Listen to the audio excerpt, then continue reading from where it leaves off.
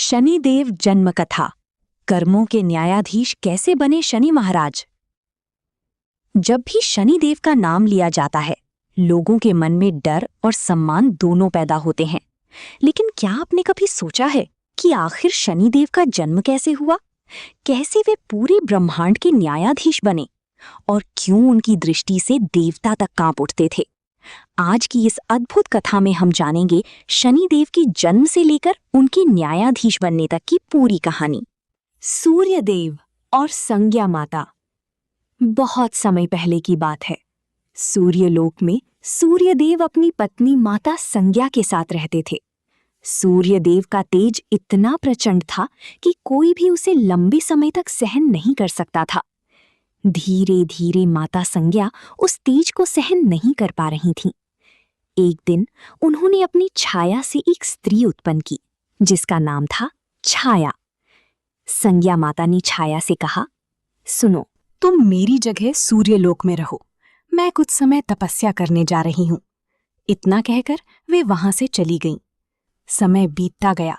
छाया माता सूर्यदेव की सेवा करती रहीं। कुछ समय बाद छाया माता के गर्भ से एक बालक का जन्म हुआ। जन्म लेते ही चारों ओर अजीब परिवर्तन होने लगे।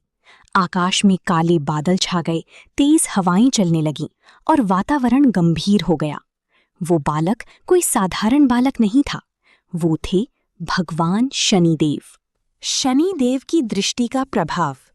कहा जाता है कि जब शनिदेव अपनी माता के गर्भ में थे, तब छाया माता कठोर तपस्या और भगवान शिव का ध्यान करती थीं।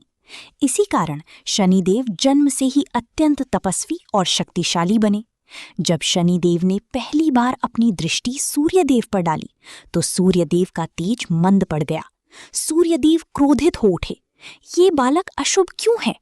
लेकिन तभी देवताओं ने कहा, ये बालक अशुभ नहीं, बल्कि कर्मों का न्याय करने वाला महान देव है। शनिदेव बचपन से ही भगवान शिव के परम भक्त थे।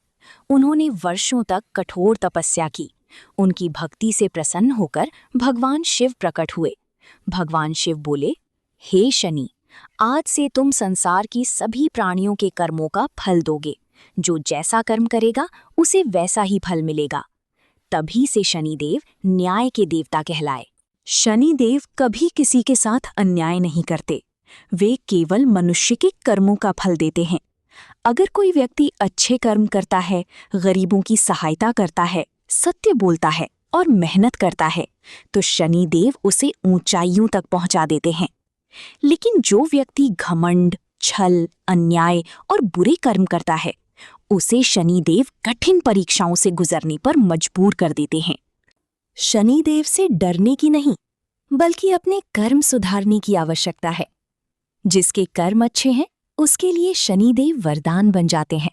अगर आपको शनिदेव की ये अद्भुत कथा पसंद आई हो, तो वीडियो को लाइक करें, शेयर करें और चैनल को सब्सक्राइब जरूर करें। जय शनिदेव।